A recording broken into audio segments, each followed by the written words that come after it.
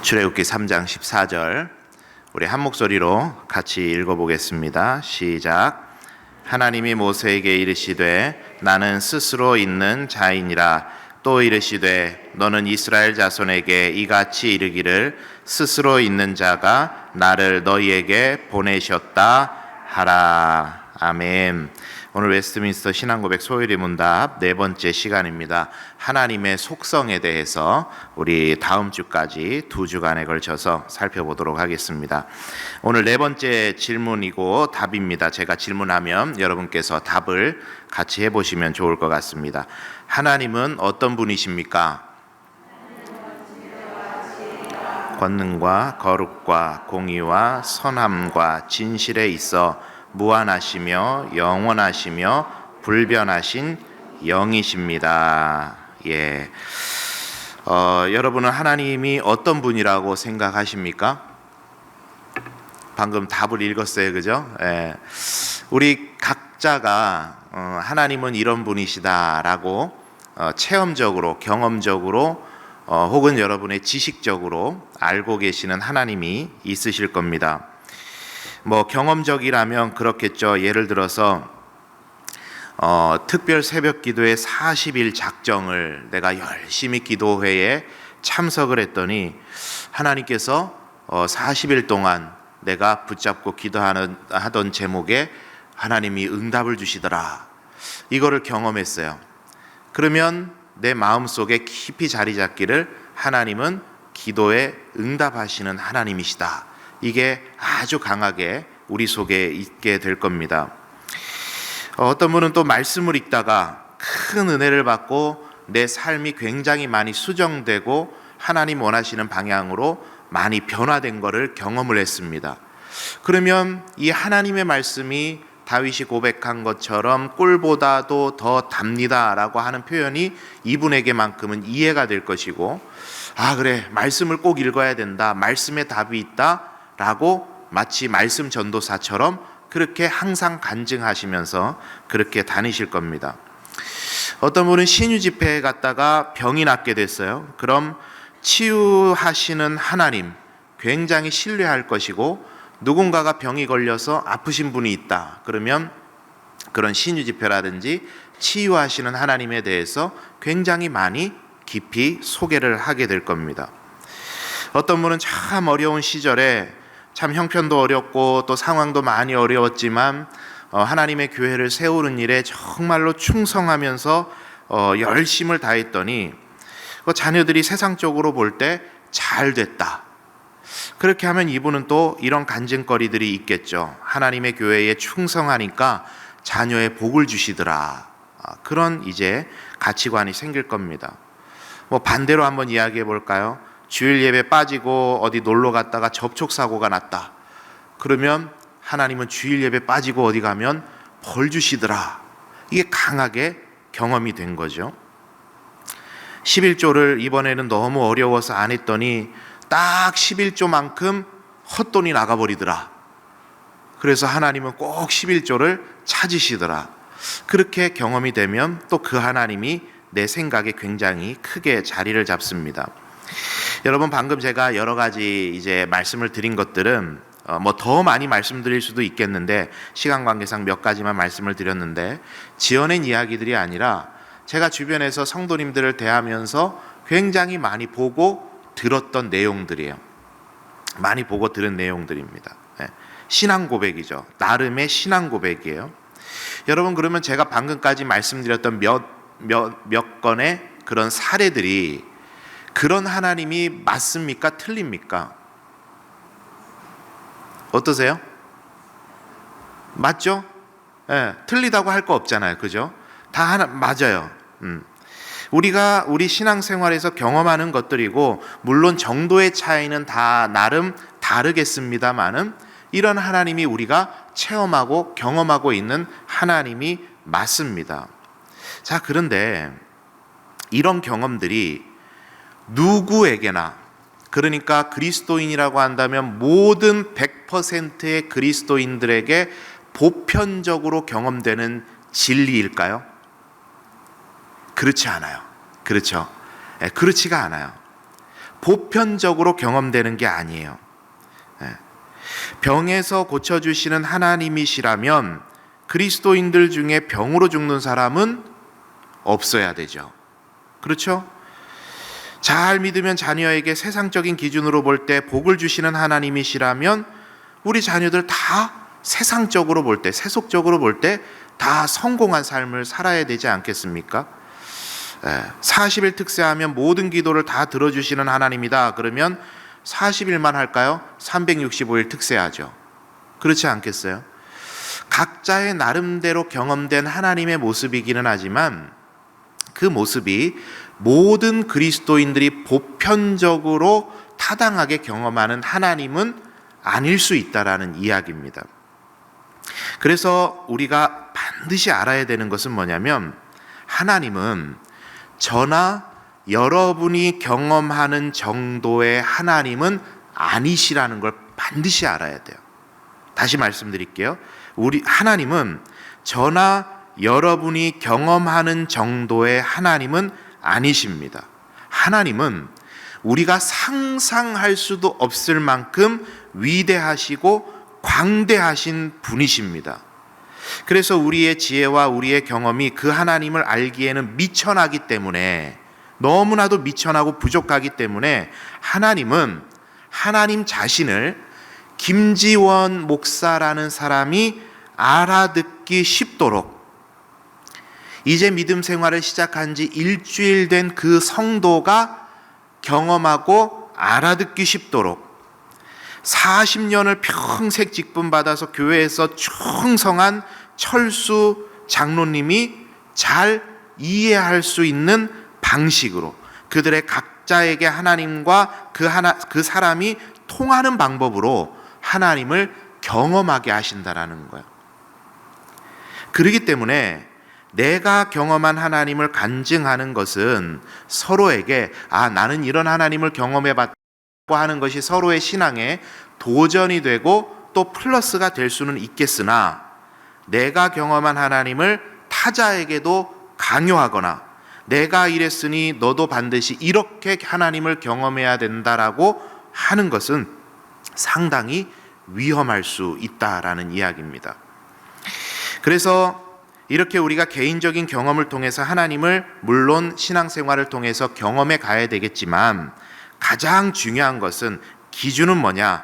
하나님의 말씀에서 하나님을 뭐라고 소개하고 있고 그 하나님의 속성에 대해서 뭐라고 이야기하고 있는지를 기준에 두고 하나님을 경험하는 것이 우리 신앙생활에 매우 유익하겠다라는 이야기입니다.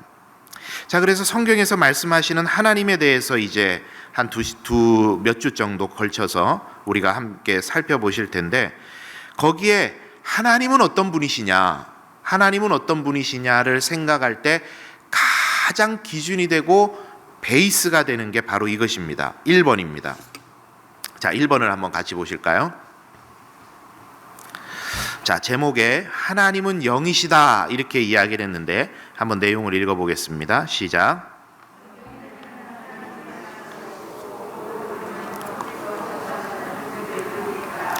그렇다면 하나님은 사람처럼 눈, 코, 입이나 손발이 있으실까? 그렇지 않다. 성경의 그런 표현들은 사람이 이해하기 쉽도록 사람의 수준에 맞추어 하나님을 묘사한 것으로 신인 동형론이라고 한다. 하나님은 갇혀 계신 분이 아니라 영으로 존재하신다. 하나님은 우리 인간처럼 육신을 입고 계시는 분이 아니시죠. 그런데 이제 성경을 보니까 하나님이 사람처럼 마치 눈, 코, 입이 있으신 것처럼, 혹은 다리가 있으셔서 거니시고 걸어 다니고 쫓아다니고 하시는 것처럼 묘사가 되는데, 이것은 실제로 하나님이 우리 인간처럼 육신의 어떤 이 신체를 가지고 계신다라는 의미가 아니라 신인 동형론이라 이렇게 아까 이름을 붙였는데, 우리가 인간인 우리가 하나님을 경험하고 하나님을 알아갈 수 있도록 하기 위해서 하나님 자신을 그렇게 우리들에게 말씀으로 드러내고 계신다라는 겁니다. 요한복음 4장 24절은 분명하게 우리들에게 말하길 하나님은 영이시다. 그렇게 이야기를 해요. 이 말은 우리 인간과는 근본적으로 다른 형태로 존재하시는 분이고, 어느 정도 우리가 그러한 하나님을 이해하려고 노력은 합니다만 결단코 우리의 모든 생각으로 이성으로 이해할 수 있는 분은 결단코 아니신 분이 하나님이십니다. 그만큼 높으시고 넓으시고 깊으신 분이 하나님이시죠. 그래서 성경은 영이신 하나님을 이렇게 표현을 하는데, 그 1번에 뒤에 나와 있는 이제 각주로 달아드린 말씀을 제가 한번 소개를 쭉 해드릴 테니까 눈으로 그 말씀들을 한번 따라서 와보시면 좋을 것 같아요. 디모데전서 1장 17절은 썩지 않으시고 보이지 않으시고 홀로 하나이신 하나님은 육체나 형체가 없으시다. 이렇게 이야기를 하고, 디모데전서 6장 16절은 하나님은 죽지 않으시고 가까이 가지 못할 빛에 거하시고 아무도 보지 못하였고 또 볼 수도 없는 분이시다.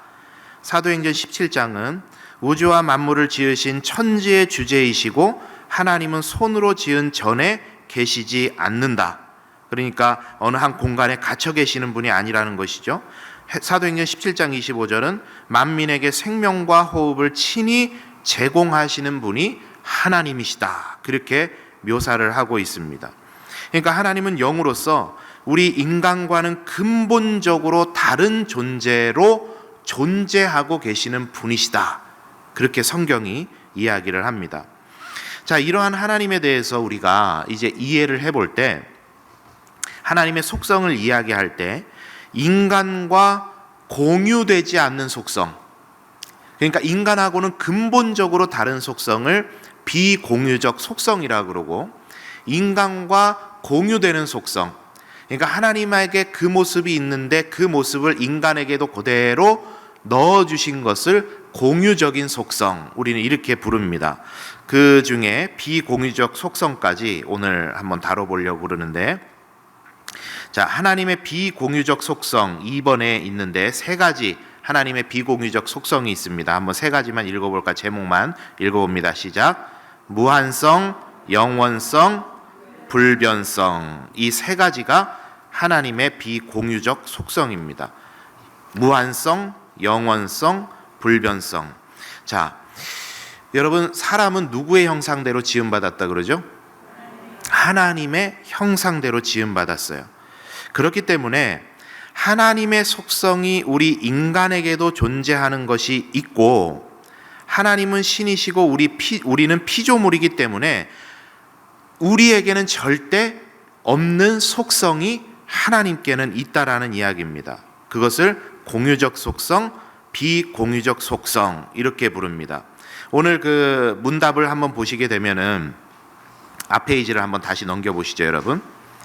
하나님은 어떤 분이십니까? 할 때 이렇게 답을 하고 있습니다. 하나님은 존재와 지혜와 권능과 거룩과 공의와 선함과 진실에 있어서 무한하시며 영원하시며 불변하신 영이십니다. 이렇게 답을 했는데, 하나님은 우리와 같이 존재와 지혜와 권능과 거룩과 공의와 선함과 진실이 있는 분이시고, 이 속성은 우리들에게도 있습니다. 이 앞에 첫 줄에 이야기하는 것이 공유적인 속성, 그리고 그 공유적인 속성, 존재, 지혜, 권능, 거룩, 공의, 선함, 진실을 구현해내시고 발현하시고 나타내시는 데 있어서 하나님께서 사용하시는 방법, 무한, 영원, 불변성은 우리들에게는 없는 속성이라는 이야기입니다. 비공유적 속성. 자, 그래서 오늘 비공유적 속성을 한번 보게 되면, 먼저 첫째로 무한성이라 그랬습니다. 무한성. 이것은 이제 다른 말로 하면은 한계가 없으신 분이다. 한번 따라하겠습니다. 우리 하나님은 한계가 없으시다. 예. 하나님은 존재, 지혜, 권능, 거룩, 공의, 선함, 진실을 나타내시는 데 있어서 한계라는 것이 없으신 분이다. 즉 하나님께서 만드신 피조 세계에 제한을 받지 않으시는 분이다. 피조 세계를 초월해서 계시는 분이시다. 그래서 이러한 하나님의 속성을 거기 보시니까 편재성 이렇게도 부릅니다. 우리 인간은 그렇잖아요, 여러분. 시간이나 공간의 제약을 우리 인간은 받습니까? 안 받습니까? 받죠? 김지원 목사가 연산교회에서 지금 수요일 날 7시 반에 설교하면서 다른 교회 가서 7시 반에 또 설교할 수 있습니까? 그럴 수 없죠.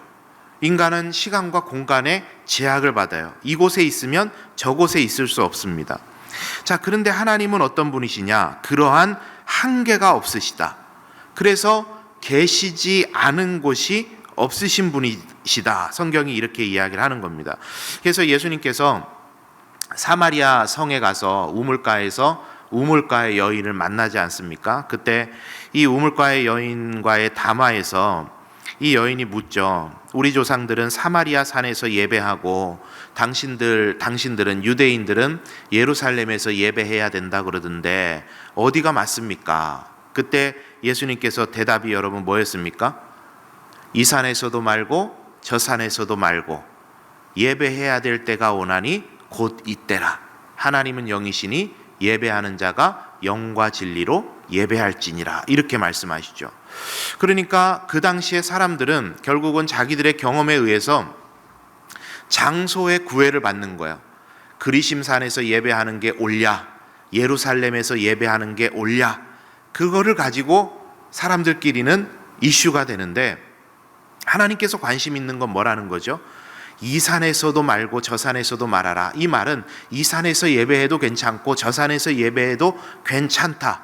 어디에서 예배하든지 하나님은 그 자리에 계시고 그 하나님을 영과 진리로 예배하는 것이 예배자의 합당한 자세다. 그렇게 이야기를 하는 거죠. 하나님은 모든 장소를 초월해서 우리를 만나주시는 분이라는 거예요. 그래서 여러분, 만약에 하나님이 장소에 제한을 받는 분이라고 한다면, 성전에만, 예배당에만 거하시는 분이라고 한다면, 여러분 주일날 연산교회가 연산교회 모여서 또 또 어느 교회가 있죠 옆에? 분이엘 교회는 분이엘 교회 모여서 예배하면 되겠어요? 한 곳에 모여야 되죠. 하나님이 오시는 곳으로 모여야 되지 않겠습니까? 그러나 우리는 우리의 처소에서 예배를 드립니다. 그렇죠? 그리고 우리는 연산교회 건물로 지어진 사람들이 모일 수 있는 예배당이라는 곳에 모여서 예배를 보통은 드립니다.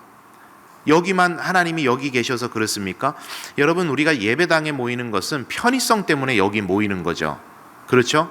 시간을 정하고 우리 지역을 근거로 한 교회가 세워졌을 때 이 지역에 있는 사람들, 우리 성도들이 교회당에 모이기에 가장 편한 곳에 예배당을 세우고, 그리고 예배드리기에 최적화되어 있는 시스템들이 갖춰져 있기 때문에 예배당에 우리가 모여서 예배를 드리는 것이지, 만약에 예배당에 우리가 리모델링을 한다, 공사를 한다, 그래서 이번 주에는 저희 집으로 다 모이십시오. 그러면 저희 집이 예배의 공간이 되는 거죠. 우리 권사님 댁으로 다음 주에는 모이시죠. 그러면 그 자리가 예배의 자리가 되는 것이고 하나님께서 기뻐 받으시는 예배가 그 자리에서 이루어지는 것이죠. 그러니까 여러분, 하나님은 편재성, 어디에나 계시고 피조 세계의 제한에 이렇게 제한되지 않으신다.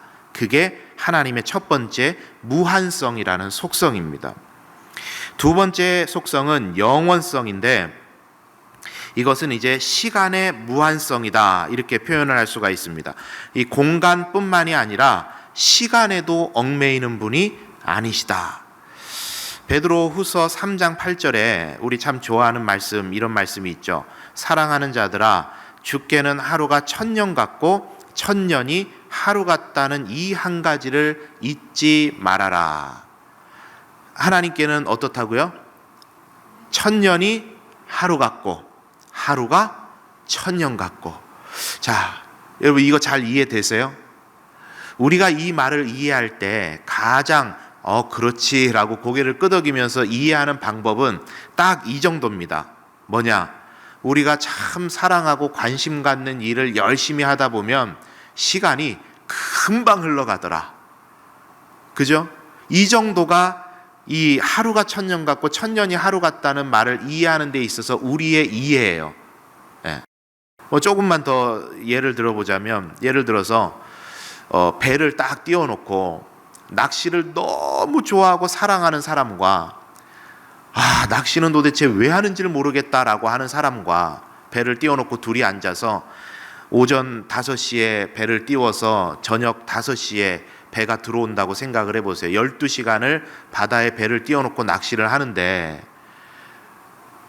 여기 계시는 분들 벌써 그런 생각 하실 것 같아요. 12시간 동안 낚시를 그거를 어떻게 쳐다보고 있냐. 근데 저는 너무 즐겁게 할 수 있을 것 같아요. 낚시를 좋아하니까.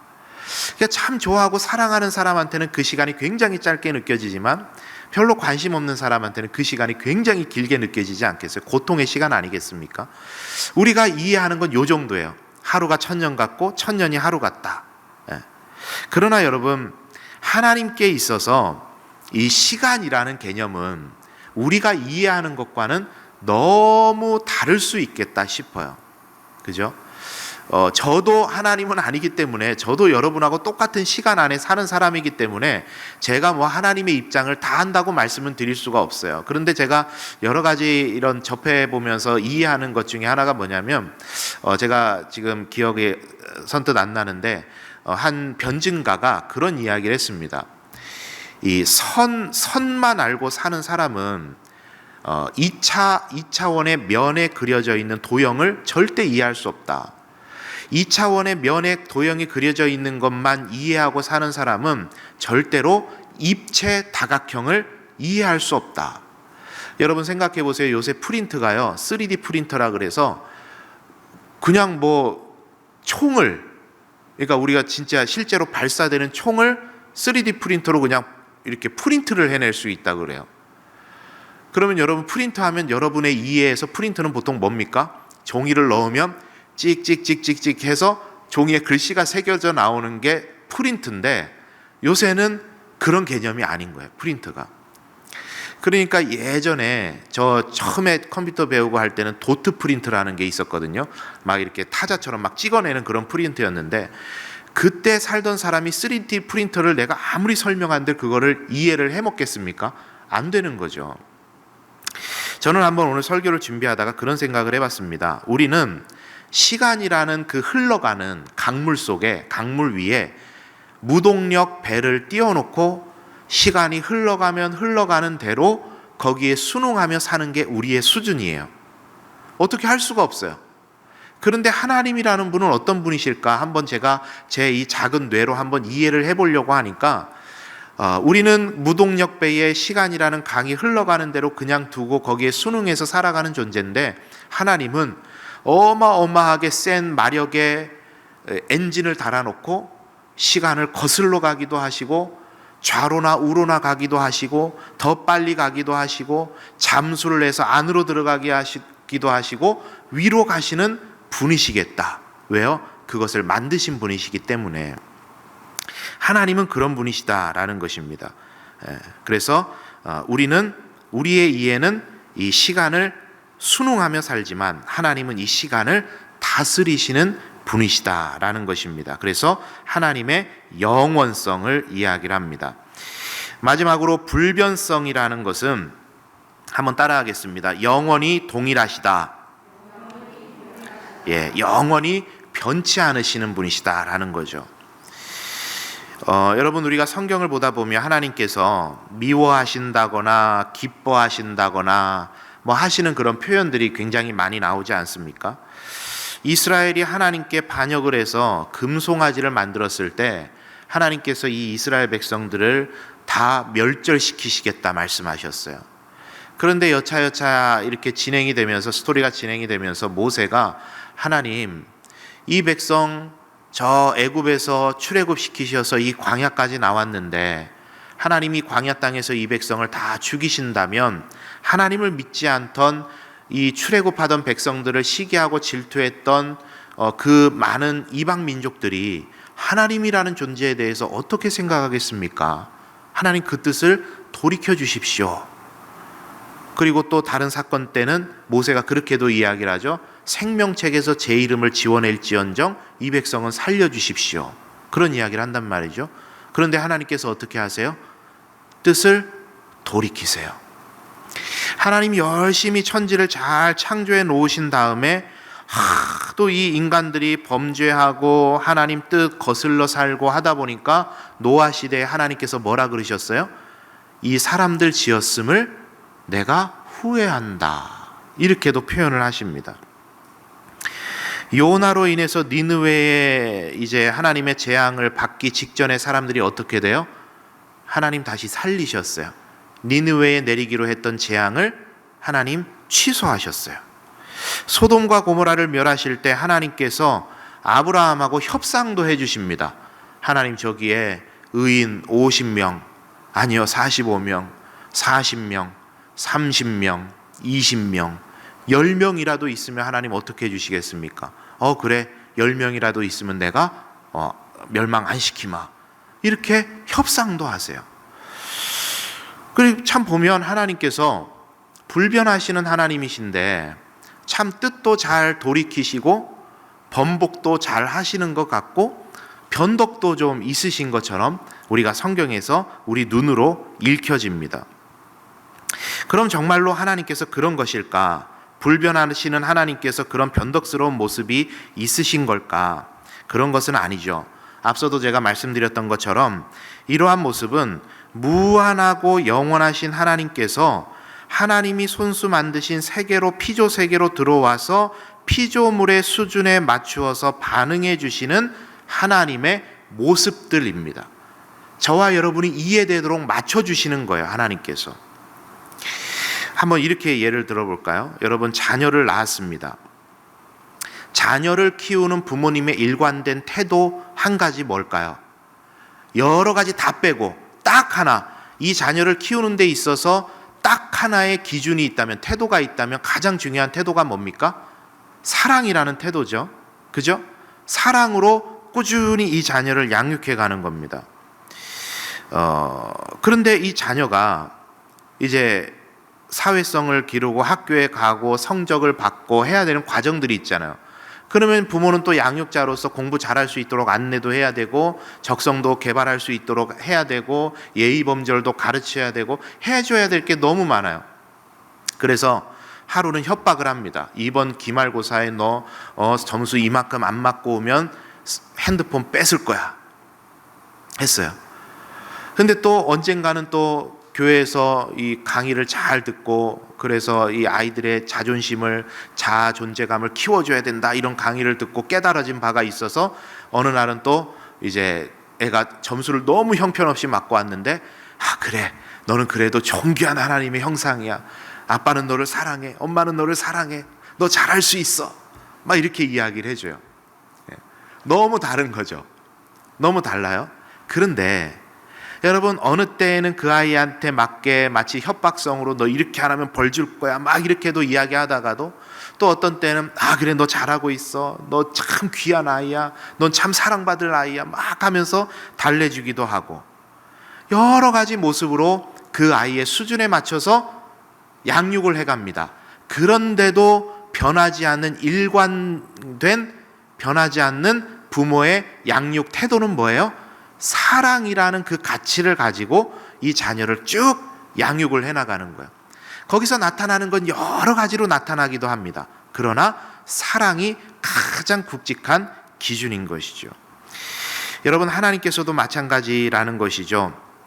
우리의 삶에 찾아오셔서 이런저런 모양으로 하나님 우리들에게 나타나시기도 하고 우리들에게 말씀해 주시기도 합니다.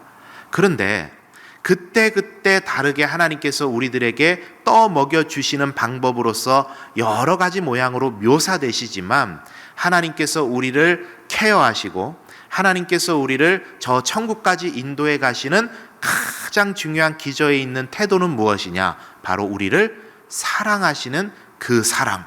그것은 결단코 변하지 않고 계속해서 하나님께서 가지고 가시는 것입니다.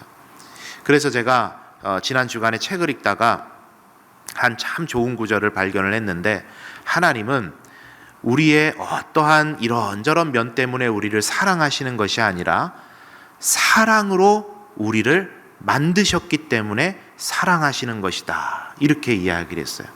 너무 제 가슴에 굉장히 큰 감동을 줬던 표현입니다. 이런저런 이유 때문에 사랑하는 것이 아니라 하나님은 사랑으로 우리를 만드셨기 때문에 그래서 하나님은 우리를 사랑하신다라는 거예요. 그래서 여러분, 우리가 때로는 하나님 앞에서 잘못하기도 하고, 때로는 우리가 하나님 앞에 범죄하기도 하고, 때로는 하나님의 뜻에 맞지 못하게 우리가 살아갈 때도 있지만, 그것 때문에 하나님 우리를 버리지 않으신다라는 거예요. 왜? 사랑으로 우리를 만드셨기 때문에. 그것이 하나님의 불변성입니다. 한번 정리를 해보겠습니다. 오늘 세 가지 하나님의 비공유적 속성에 대해서 함께 이야기를 나누었습니다. 이제 다음 주에는 공유적인 속성에 대해서 앞에 이야기했던 존재, 지혜, 권능, 거룩, 공의, 선함, 진실, 이 내용에 대해서 다루게 될 텐데, 오늘 우리가 이 비공유적 하나님의 속성에 대해서 이해를 하면서, 기억을 하면서 우리가 기억해야 되는 것은 이것 한 가지만 우리가 기억했으면 좋겠습니다. 하나님을 알고 이해하는 폭을, 하나님을 알고 이해하는 폭을 우리 기준에 맞추지 말자. 우리 기준에 맞추지 말자. 내 경험이 다라고 생각하지 말고, 내가 알던 하나님이 다라고 생각하지 말고, 우리가 믿고 따르는 하나님은 무한하신 분이시고 영원하신 분이시고 불변하시는 영이신 하나님이시기 때문에 그분을 우리가 제대로 알고 제대로 경험하게 되면 우리의 삶이 빛과 같이 찬란하게 빛날 수 있다. 이것을 기억한다면 그 하나님이 이 한 주 동안에도 우리의 삶에 그렇게 동일하게 역사해 주실 것이라 믿습니다. 여러분, 이것을 기억하시면서 그 하나님과 이 한 주간도 동행하시고 그 하나님께서 주시는 은혜 가운데 살아가심으로 복된 인생 살아가시는 우리 성도님들 다 되시기를 바랍니다.